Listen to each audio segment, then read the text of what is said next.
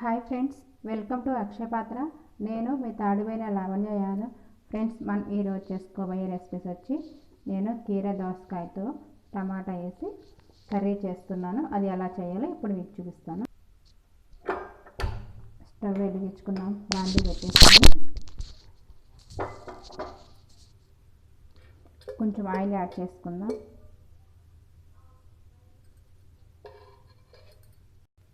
ఇప్పుడు పోపు దినుసులు యాడ్ చేసుకుందాం. పోపు వేగిపోయింది కదా, 2 పచ్చిమిర్చి సన్నగా కట్ చేసి పెట్టాను, ఒక 2 టమాటాలు సన్నగా కట్ చేసి పెట్టాను, కీర దోసకాయ 2 దోసకాయలు తీసుకున్నాను. ఇప్పుడు మనం ఈ పోపులోకి వేసేసుకుందాం.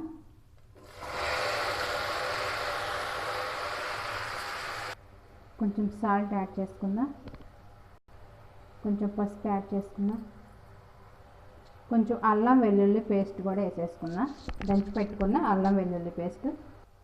ధనియాలు కూడా పొడి చేసి పెట్టినాను, చెక్క లవంగాలు ధనియాలు 3 పొడి చేసి పెట్టుకున్నాను, అవి కూడా వేసేసుకుందాం. 1 స్పూన్ వేసుకుందాం. మనకి కారం ఎంత సరిపోతుందో అంత కారం కూడా యాడ్ చేసుకుందాం. ఇప్పుడంతా ఇదంతా కలిపేసుకుందాం. 5 మినిట్స్ వరకు మనం మూత పెట్టేసుకుందాం. మనం వాటర్ కూడా వేసుకోలేదు, కీర దోసకాయలో వాటర్ ఉంటుంది కాబట్టి ఆ వాటర్తోనే మగ్గిపోతుంది. 5 మినిట్స్ వరకు మూత పెట్టేసుకుందాం. ఇప్పుడు మనకి 5 మినిట్స్ అయింది కదా, కూర రెడీ అయ్యిందా లేదా చూసేద్దాం. మనకి కూర రెడీ అయిపోయినట్టే. కొంచెం కట్ చేసిన కొత్తిమీర కూడా యాడ్ చేసుకుందాం.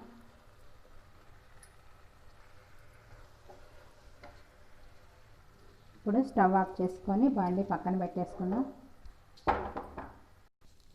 ఫ్రెండ్స్, మనకి కీర దోసకాయ టమాటా కర్రీ రెడీ అయిపోయింది.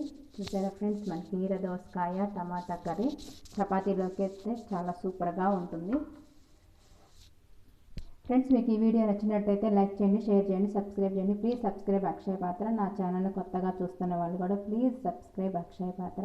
బాయ్ ఫ్రెండ్స్, ఇంకో సరికొత్త వీడియోతో రేపు మీ ముందుకు వస్తాను.